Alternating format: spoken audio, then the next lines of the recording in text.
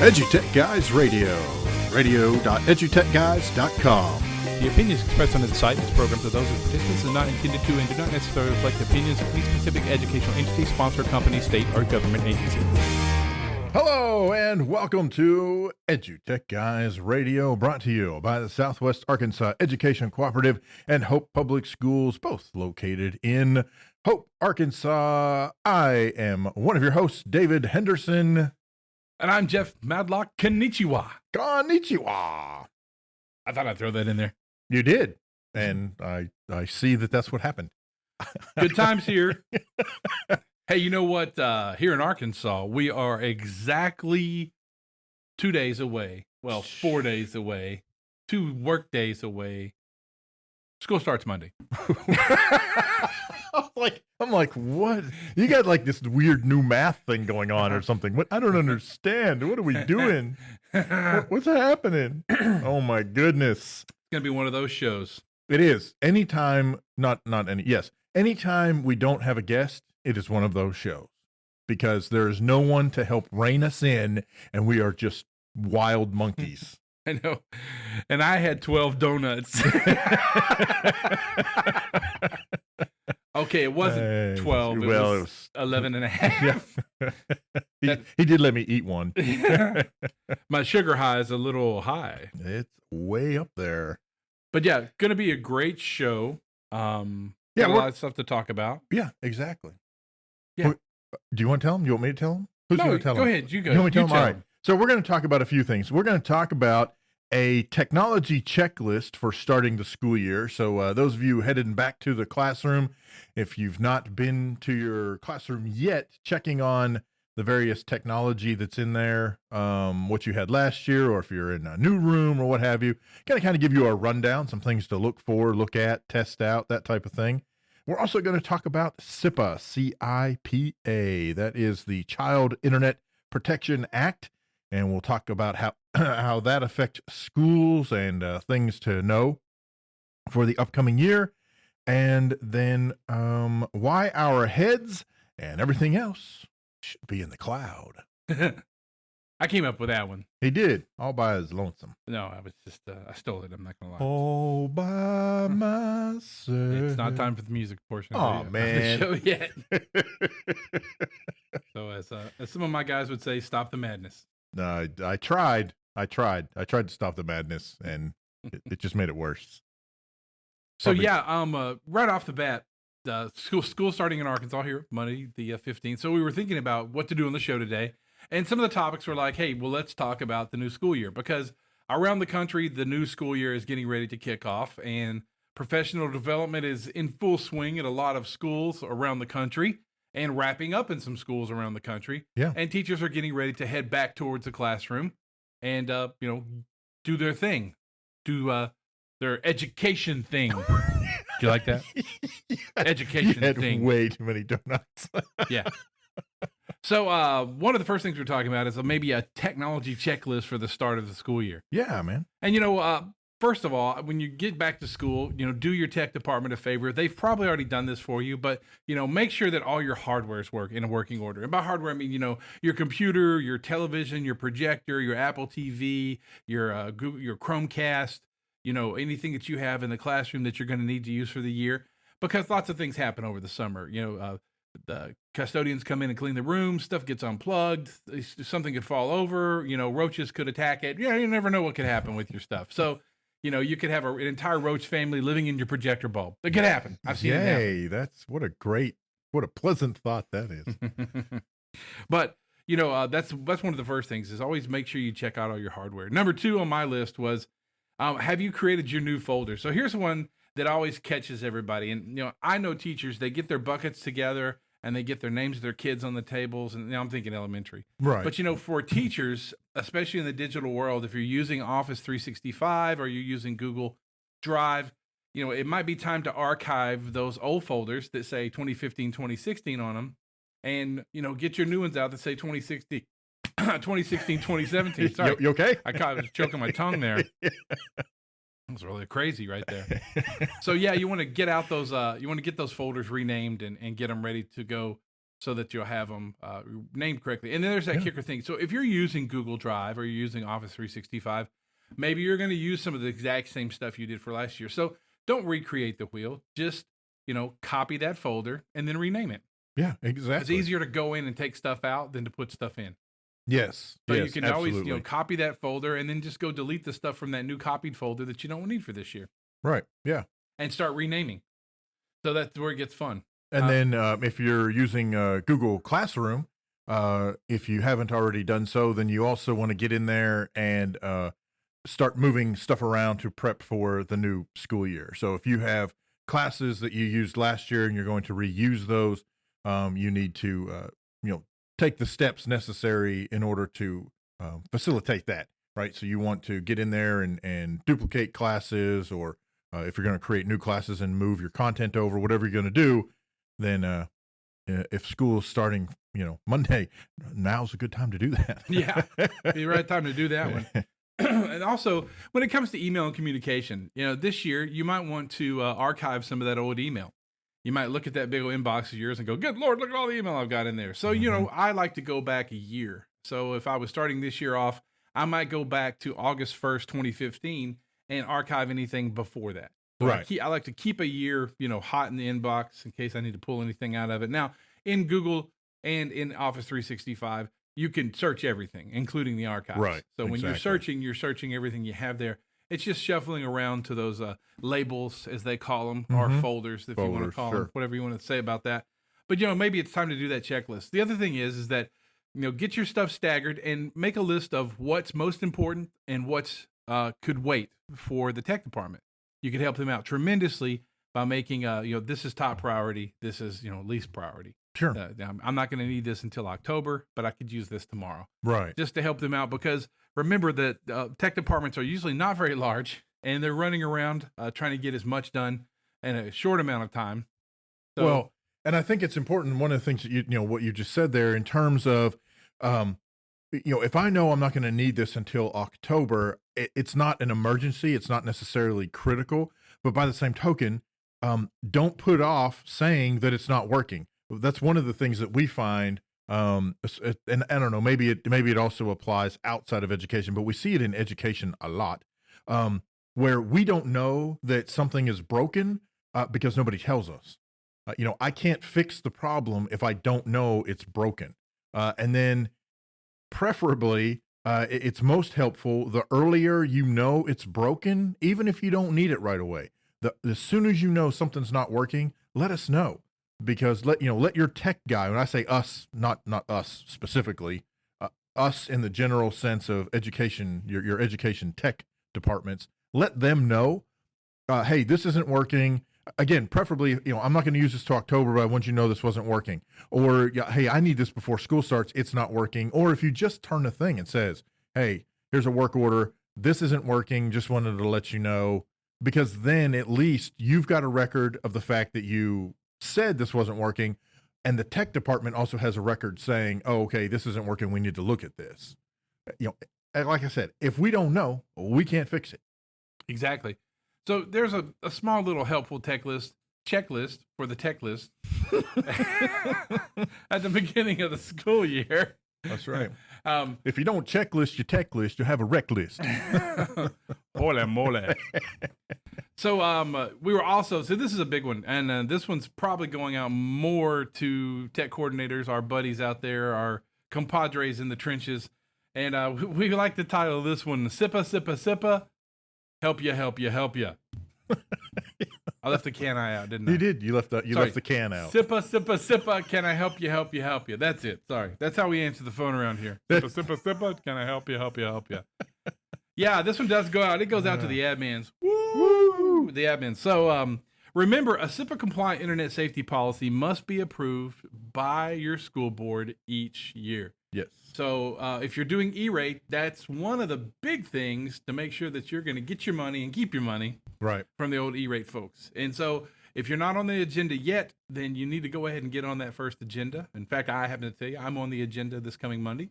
Oh, there you go. First school board meeting in August to, read mine to them and say, please accept this as our CIPA compliance. We use iBoss and blah, blah. We tell them what we use for CIPA compliance. Right. And we tell them what our internet safety policy is. And They approve it. It's the same one as it was last year, but it still has to be approved Sure. for every year.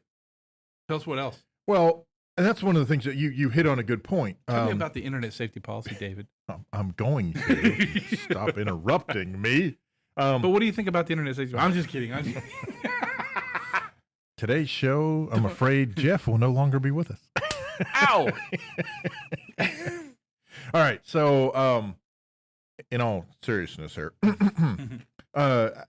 your CIPA compliant policy means that it's got certain things that address internet safety specifically. For example, access by minors to inappropriate matter on the internet. That is, how are you helping specifically to prevent access to such material as best you can? Now, that's one big thing about CIPA. CIPA doesn't say you have to block everything. CIPA says you have to make your best efforts to block the materials that students shouldn't have access to.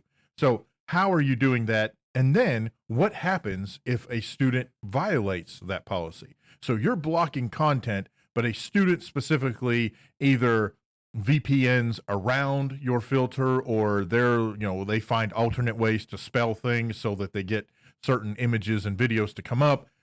What is the procedure? What is the policy for handling that in the district? Also, it needs to address the safety and security of minors when using electronic mail, chat rooms, and other forms of direct electronic communications.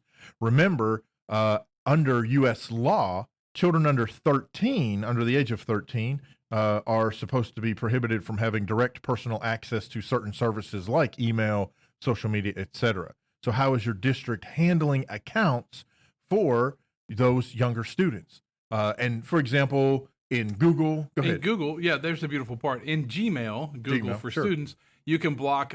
They can have email where they could possibly email their parents and outside of the district, but all email coming in can only be sent to them from inside that domain. Yeah. So that's a great way to handle that. So your students still have email.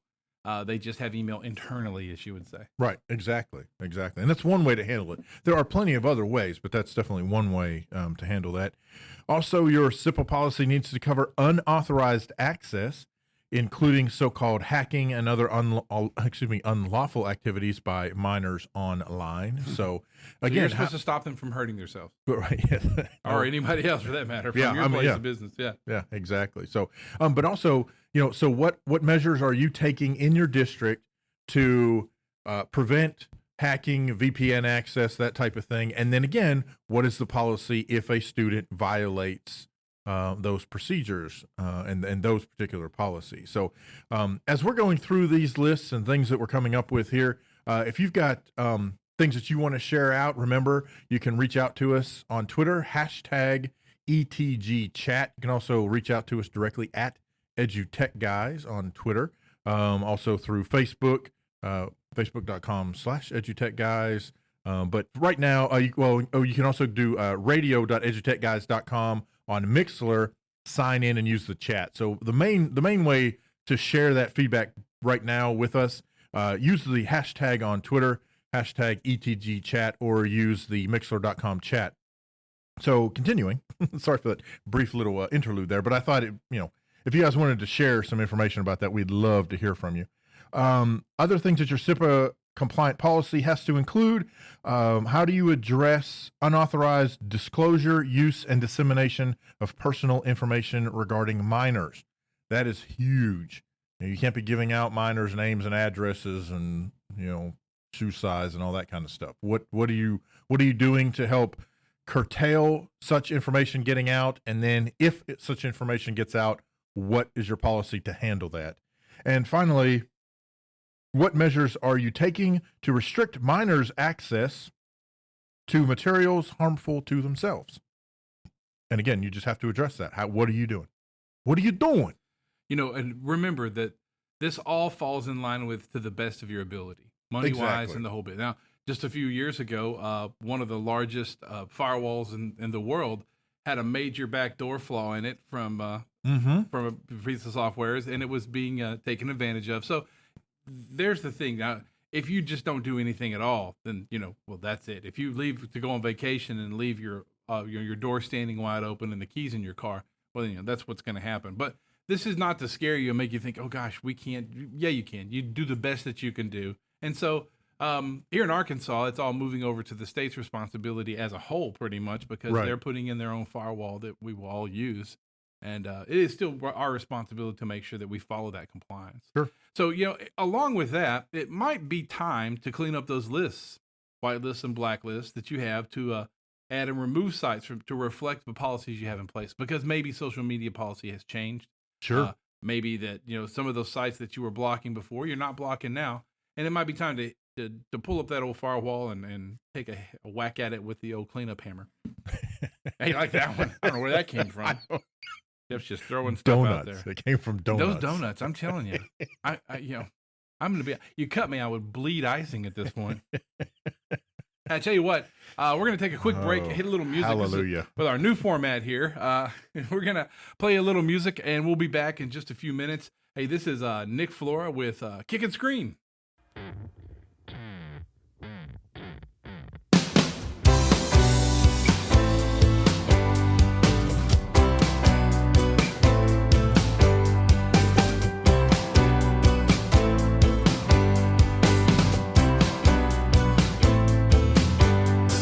Honey, don't hide, tell me all that you know. It's hard as it is to go it alone. We're getting older, so they tell me. Ain't no reason to kick and scream.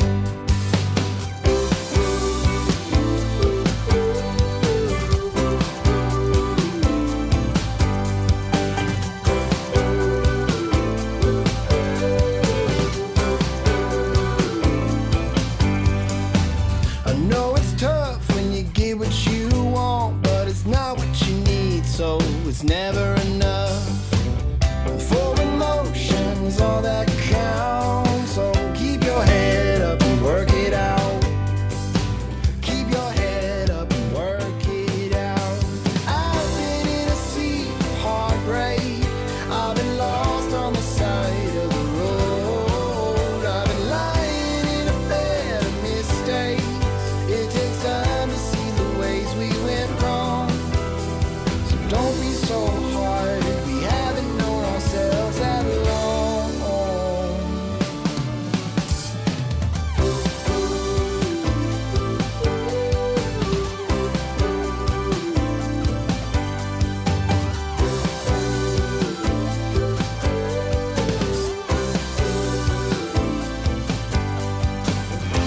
You're not alone, darling. We're all trying, we're all fighting to make it on.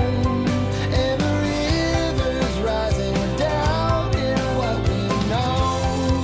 Oh, we can't make it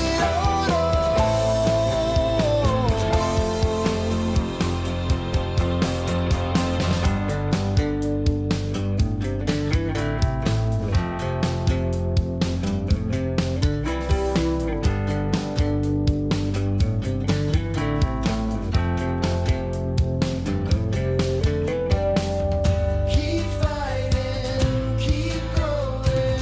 You'll be drowning in a sea of heartbreak. Keep loving, keep hoping, and you'll be lost on the side of the road. Keep fighting, keep going. You'll be lying in a bed of mistakes. Keep loving, keep hoping. Just know that you're not alone. Keep fighting, keep going. We all need to know that we're not alone. Keep loving, keep hoping. We can make it on our own. You're not alone, darling. We're all trying, we're all fighting to make it home. And the river's rising down, keep what we know. Oh, we can't make it on our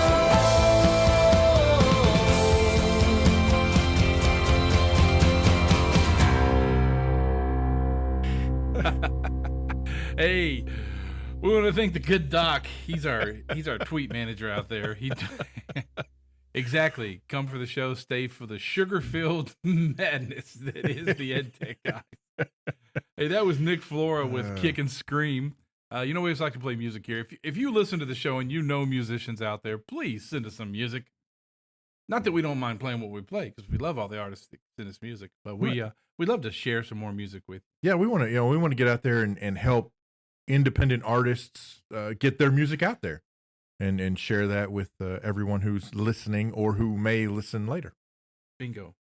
Hey, when we left, we were talking about CIPA compliance, and I want to reiterate, that's not to scare you. CIPA compliance is not a scary thing. It's just us doing the best job we can to keep kids from, getting into anything bad or seeing anything bad or doing anything bad on the internet. Now, interestingly enough, I would wait before you get started. I just have to say to the listening audience, Jeff has a very interesting grin and twinkle in his eye going here. I don't know I don't know where this is going. Well, what I was going to say is that the majority of our kids after a certain age are already carrying their own device that is not CIPA compliant. True. And that's one of the things I try to get across to our educators wherever we travel to or whatever school we're at, is that you can do the best you can do. Right. But if they want to post a picture of you or they want to look at whatever they want to look at, they're going to pull their phones out and they're going to do whatever they want to do. So interestingly enough, unless the federal government passes a law that makes parents comply to CIPA, right, which would sure make a lot of companies a lot of money. Yeah, you got that right. As a lot of net nanny and all that kind of stuff that would, Sure. Wow, that'd make a lot of people a lot of money. Yeah, absolutely. But there's the thing, is that on, in my house, right, this is what you're going to do. And that's what we do. And, the interesting part is that kids have data allowances on their phones and things like that. So, right. But, you're not going to stop Snapchat. You're not going to stop Facebook. You're not going to stop Pokemon Go. You're not going to stop any of that. They're going to do it with their device anyway. So just to throw that out there, I think soon we'll be at a point where, that will probably be just a moot point. You know how I feel about BYOD and bring your own device. Right. And so I think we're going to get to that point. Well, we're there now anyway. It's a moot point now. You're not going to stop high school kids. You're not going to stop a kid carrying their own cell phone unless you make rules in your school to stop that usage. But there's the interesting part is that, I was just saying the other day, you've got those kids that are going to use it for good and use it for evil. Well, right. And so your that's policy, just human nature. Well, and that's true, but and that's where the policy comes into play. What happens when you have a child who does that? I mean, this is no different than, little Johnny bringing one of his daddy's girly magazines and, he's got his science book open, but then when the teacher goes around behind him, there's that inappropriate material, or for that matter, it could just be a comic book, whatever's, just not educationally related. What do? Are you going to ban all magazines from the school? No, you deal with that student, you discipline that student, you handle it. Right. The same thing with internet access. Now, some schools do have policies that say when you are on campus and you bring your own device, you will attach to the school's Wi-Fi in order to access your classroom resources or what have you. And that's the policy and that's the rule. So if you don't, then you are out of policy, and therefore whatever disciplinary actions go along with that, you suffer the consequences. Right. Isn't that interesting though, when you get into that? I mean, any of us could do that. We could say, listen, the only way you can get to, blah, blah, blah is if you do it through the school Wi-Fi. Right. Well, but that kind of, shoots the whole horse in the leg kind of thing, because if you can't do it when you leave school, then I'm just saying, be different. No, yeah, I agree. It's a weird trading place. Like today in a workshop I did, I said, let me show you the help desk. Oh, wait, I can't show you the help desk because our help desk only works internally. Right.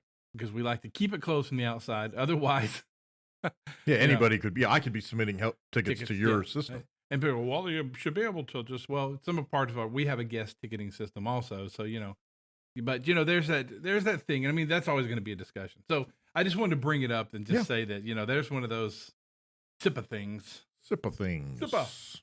But, the other topic that we had posted today, one of our topics we put in the old show notes was, why our heads and everything else should be in the cloud. And it's just throwing this out there. Whether it's Google Apps for Education or Office 365, you can definitely save yourself lots of headaches by heading to the cloud. And that's actually directed not only to tech admins and school districts and businesses, and it's directed to everyone. I mean, at this point, we have data speeds on the planet, especially in the United States, whether it's from your cell phone or your home or from school. We have data speeds now that working from the cloud and in the cloud is just, why don't you? I mean, you're there. I can't think of any other reason you wouldn't want to work in the cloud. Well, I mean, you have the same, and I hate to use the word old. I mean, crud, the whole concept of cloud computing is not all that old to start with, but No. you've got the old argument. And I'm not saying this is a right argument or a wrong argument. I'm just saying this is an argument that comes up because I don't want my stuff housed somewhere that I don't have the control over it. I don't want someone else, i.e. somebody at Google, having access to my files. So Sure. I'm leaving everything on my computer and leave me Sure. alone. But the funny part is that ever since the turn of the beginning of time, when I took my 6 shiny pebbles to the shiny pebble bank and left them there, somebody else could get to my shiny pebbles. True. I mean, I think that I hear where people are coming from, and I don't think I've ever been maybe that way. I don't know. Maybe I have. The interesting thing is that Bonnie and Clyde wouldn't have made a living if banks were impenetrable. Right. And so nothing is impenetrable. True. Oh, well, and I will tell you, I was very old school especially when Google was first coming out with Google Apps for Education. Yeah. In fact, I don't even think it was called that yet. And when Microsoft was first playing around with its environment, and there was a lot of talk about moving into the cloud and doing this and doing that, and I was very opposed. I wanted to make sure that, I was going to have email at my place and I was going to have all the files stored on my servers, and because I wanted the control, I felt that I was the responsible party, and so therefore, if it was all in the cloud and something went wrong, I had no control over that, and so therefore, when it all fell on my shoulders, I'm going to take this big hit for something that I had no control over. Right. All right. So what's interesting is that over time, those are some of the same arguments as to why I went to the cloud. Exactly. I mean, really, right? Right. If it's in the cloud and something happens, guess what? Actually, that's not my responsibility. Sorry. I hate that Google lost your files. And I know we're recommending you go that direction, but that's really no different than if our server had crashed and you had lost your files. Now, granted, I would have a backup. Okay, well, Google has backups. There are procedures for reaching out to Google and saying, hey, Making your own my backup. users, well, you could reach out to them and say, hey, my users lost files. Is there a way to get some of those back? But yeah, there are ways to back up your Google Drive, just like any other, network drive. So I have done a complete 180 in terms of cloud computing. In fact, I'm so far that direction. I'm actually looking at things like Microsoft Azure services, cloud-based Active Directory. Yeah. Actually, I'm almost to the mindset of doing away with Active Directory. Why do I need Active Directory? Just run as If my users are going to log in and we're a Google Apps for Education environment, and they can put everything in Google Drive, their emails in Google, anything they're doing, there's no reason why it should matter what happens when they log into a local machine. That's exactly I right. mean, when it's all said and done, who cares? Especially in my environment, I already give my users full admin rights to their machines. And I know a lot of people don't agree with that and they don't do that. I do. I'm one of the people who are like, yeah, I don't care. Use it the way you want to. What's the worst you're going to do? All right, the absolute worst you're going to do is completely wreck the thing and then we got to replace it. Okay, that happens, I think, maybe once every 3 years. Exactly. Well, and the beautiful part of it is that if it's in Office 365 or Google Apps, if it's in the cloud, then okay, have you already been, okay, none of your documents are on here. great. I'll just replace the machine or reload the machine Exactly. or whatever. It's not a big deal. Exactly. Well, I want to quote the good doc here. He wrote, I trust Google to keep the data more secure than every person with a keyboard in the mouse. Yes. So he's exactly right there. That is exactly right. But Amen to that. that's the it is hard for people to do that. But there's the interesting thing. Even today, I know of one of our compatriots in Arkansas had posted not long ago. My superintendent wants me to build a server system to back up all the desktops in my district. And several people on the list said, "Dude, just use Google." And there's a lot of great third-party services out there that Sure. will let you create the backups and then drop those backups to Google. Right. There's the thing about Google and Office 365. You have unlimited storage. Well, at least you do in Google. I don't know about I don't know about 365. Office, But you have unlimited storage in Google. And I mean, I don't know the numbers, couldn't tell you, but I have never had Google lose any files of my users. no. As far as I know, I hadn't either. I've had my users do weird stuff like, yes. well, I named this folder the exact same name as a folder that I already have, and then one of them's not. Well, yeah. So there are glitches in anything. So. Sure. But yeah, the main reason I was talking about getting in the cloud is definitely email. That's a big one. And I ran Exchange for years, and it's a wonderful platform. I'm not knocking it at all, but I had to run an expensive server. Right. And someone had to, to go in and talk to it and feed it and pet it and give it and wash it and keep it, Yes, to take care of that server. Storage. Yeah. Hello.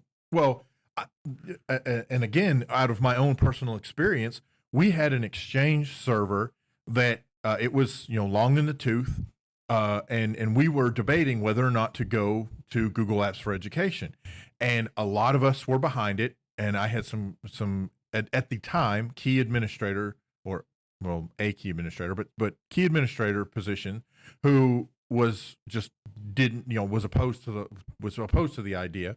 I think the idea was actually more of change rather than the actual concept. However, the reasoning used was much of the same reasons that I gave. It's right here. It's on site. If something happens to it, I, as the tech person, could work on it. Well, here was the problem.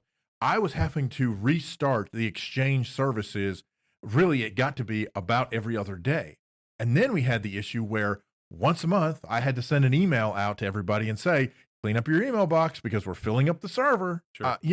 It got to be stupid is what it got to be. Sure. And eventually I was able to make the case and say, look, if we go this other direction, if we move this stuff to the cloud, you're going to have way more storage. Now, it was not unlimited time. And actually, I'm not even sure Gmail's not unlimited at this point, is it? For Part of your gaps? storage. Okay. Yeah. Well, at the time it was not, but it was way more storage than we were giving Right. our users. Plus, and I told them, I said, we won't have to waste time with this monthly, list of people who are the worst space offenders. It doesn't matter. If you, and again, at that time, it was not unlimited space. So if you were running out of space in your email, then it was your responsibility to clean it up because you wouldn't be able to do anything after that. I had no say. I don't, what? I'm not going to hold your hand. I'm going to, I'll show you how to do it. Right. A time or two. And then after that, clean up your house. That's the kicker. And there's that crazy part. A lot of people will say, well, storage is cheap now. Well, here's the crazy thing. And we'll talk about storage first. Yes, storage is much cheaper than it was a year ago and 5 years ago and 10 years ago. Mm-hmm. It's dramatically dropped. Dramatically. So the interesting thing though is you go, well, the folks will say, I've got my own storage and it's there when my people need it and blah, blah, and it's backed up and everything. Okay, so you paid for a backup service too. Right. Or a backup storage. Right. And you've got, we have battery backups in place. Okay. And we have a generator. Okay. So let's add all that together. Right. So, you've got two $30,000 mirroring Dells. You've got another $40,000 worth of storage. Then you've got another, let's say $50,000 worth of backup server. Then you've got your, $5,000 or $10,000 worth of battery backup power if you're doing it the right way. Sure. And maybe a $10,000 generator. Okay. Or free. Yeah. Yeah. I mean, exactly. I mean, I got an internet connection, and if the power goes out and we're not here, well, it's not going to matter anyway. And right. if the power goes out, it's not going to matter anyway. There's the other part that kills me. If the power goes out, we can't get to the internet. it doesn't matter. You're sitting in a dark classroom. What are you going to get on there? Right. Why do I have to keep my switches running if the power's out? But right. but you know that also comes down to document creation. You know, you know, I deal with a 1% now that, well, I've got to have Word because that's what. So you know, we used to buy, and it used to be much more expensive than it is now, and it's still expensive in my opinion. If you're paying anything for it, you know, you buy a full blown copy of Office Right. for Word, Yeah. Right. and for Word I mean for word processor. Right. Right. You know, I think the moment that Google Docs puts, you know, viable table support inside Google Doc, Mm-hmm. they're gonna blow them out of the water. But there it is again, free Right. or well, you know, it's just $75 a license. Okay, you get 200 teachers Exactly. Exactly. against free. Mm-hmm. You know, I mean, that's one of those things. And then the other part is, you know, with those cloud services, video creation and distribution, Mm-hmm. forms. I mean, the list on Google and Office 365 goes on and on and on. Oh, absolutely. Now, Yeah. I don't know if there's still a cost. There used to be a cost to Office 365, and I think that there still is, if I'm not mistaken. I think you get a free version, but it's not the full package free version. I mean, I think you can pay and actually install. Office. Yeah. Actually, you are correct. Yeah. Yeah. There is a fee for Office 365 in your environment, in your school environment, So, education environment. You know, but all of that to be said, I'm not knocking Microsoft, not knocking No, anybody. sure. I'm just saying, you know, hey, let's be smart, cut our costs down, cut down the worry of tech guys. Mm-hmm. You know, but there's the thing, we're going to get to a point where we go, listen, you got everything in the cloud. So why do you have to have, you know, 4 people on your staff?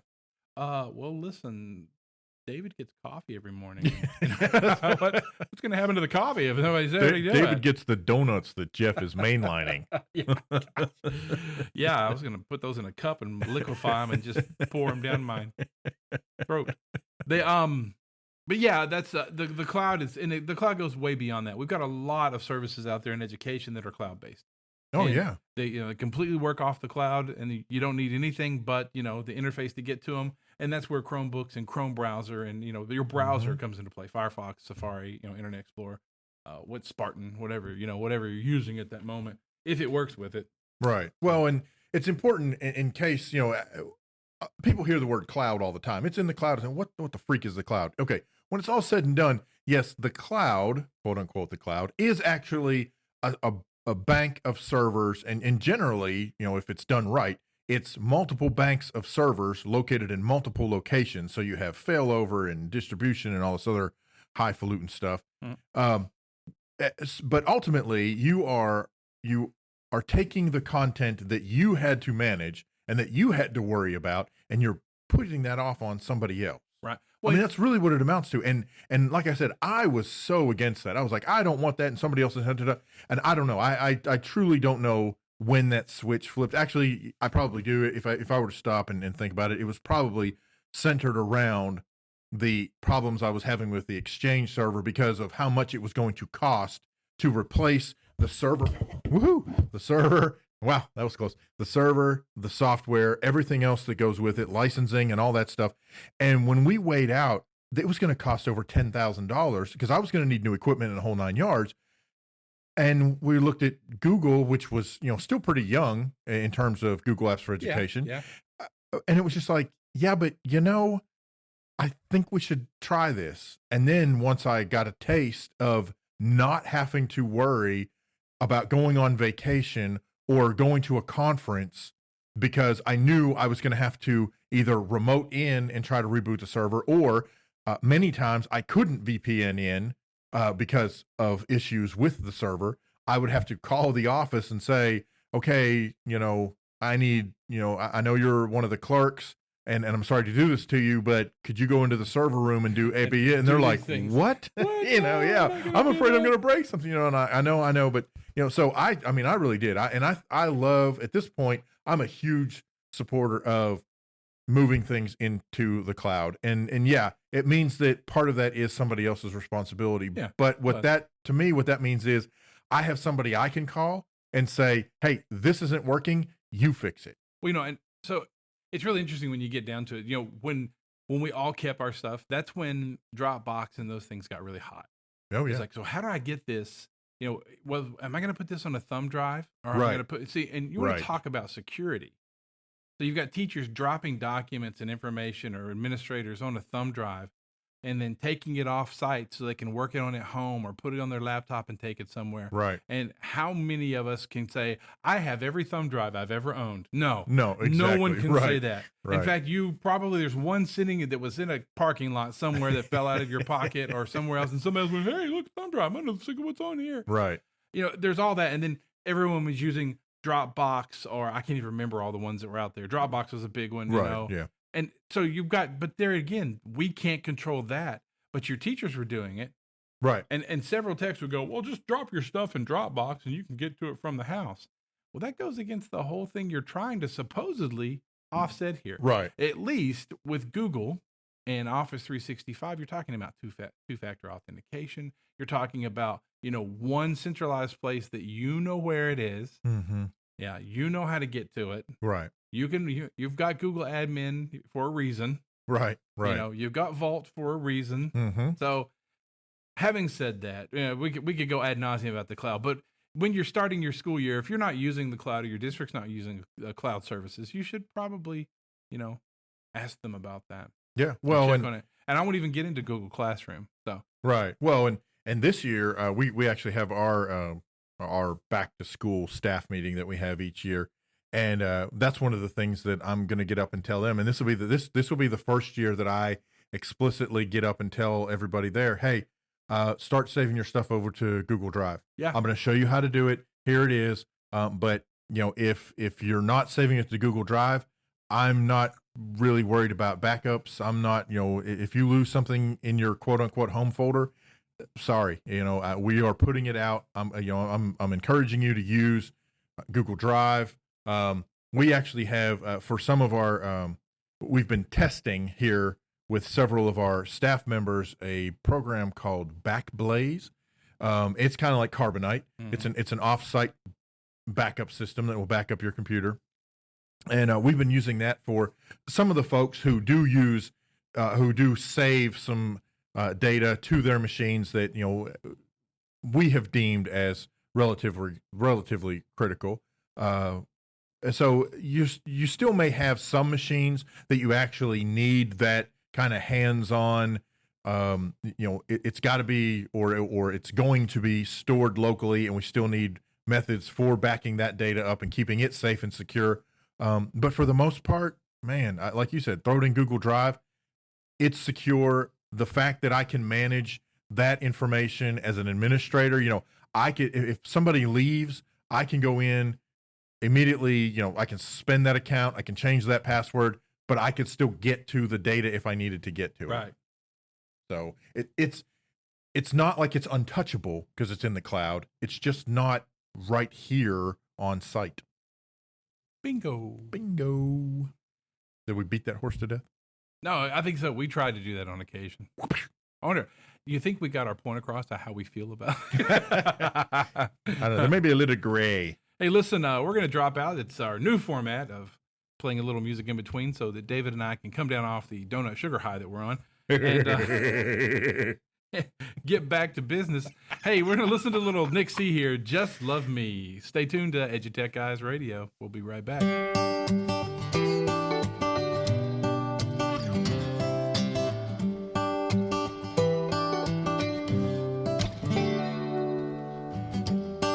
When your eyes they gaze upon me, and your silhouette is near, all I will ask of you is to love me down, down, down, with your mercy all around, and when your poetry is clear, all I will ask of you is to love me now, now, now. Oh, I love you more than words can say.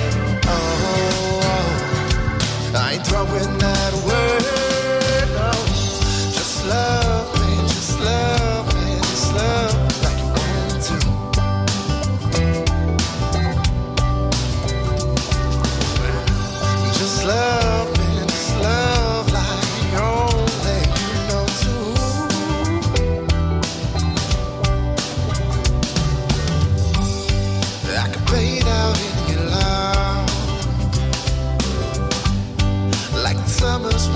sunlight. You know I will ask of you is to hold me tight.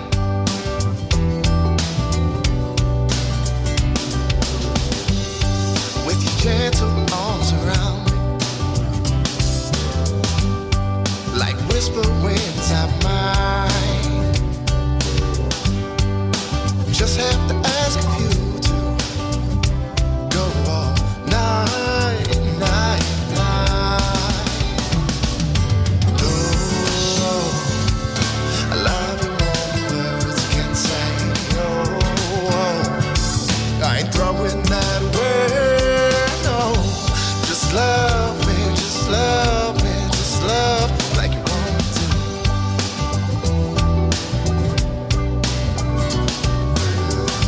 Just love me, just love like only you know to.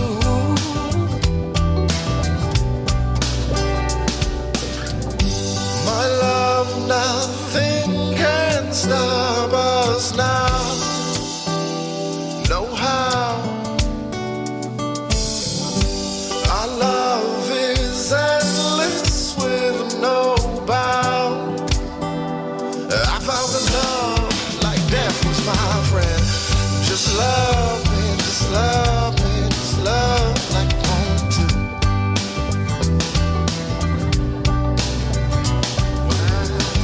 Just love me, just love like only you know to.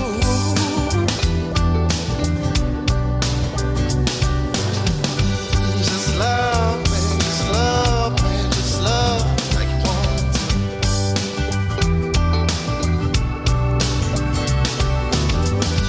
Just love me, just love like only you know to. Yeah, baby, just love me. Just love me too. Just love me too. Hey, you're listening to EduTech Guys, coming to you live from the Southwest Arkansas Educational Co-op, Hope, Arkansas. That was Nick C. with Just Love Me, one of our favorite artists here on the EduTech Guys. Welcome back. We were just finishing up talking about keeping your head in the clouds, because that's what we do. Nick C. Nick C, what did I say? Did I not say Nick C? Yeah, no. The Okay. the good doc said he can see a candy bar, but didn't see the donuts. They're over. They're out of view. We took the donuts away. The donuts had to be removed. We from the had to picture. actually set them away from us. If you're watching us on Twitter or following us on Twitter, you can see a picture there we just posted of the EduTech Guys. And Being crazy in the action. yeah, we were just talking about, why our heads and everything else should be in the cloud. And as usual, David and I really get on a tear. So good stuff, though. I think it was. If you want to listen back to the show, head on over to iTunes, go to the podcast section, and look up EduTech Guys. Yeah, absolutely. You can actually pretty much fix. You can actually visit pretty much any podcasting service out there. We're registered on most, and you can search EduTech Guys and find our feed, or just head over to www.edutechguys.com. At the top of the page, click podcast, and hey, guess what? You're there. You can You're listen. there. You're welcome to download those files. Listen to them anytime you want to. And speaking of being there, we are going to be. You want to see us live? Yes. Sorry.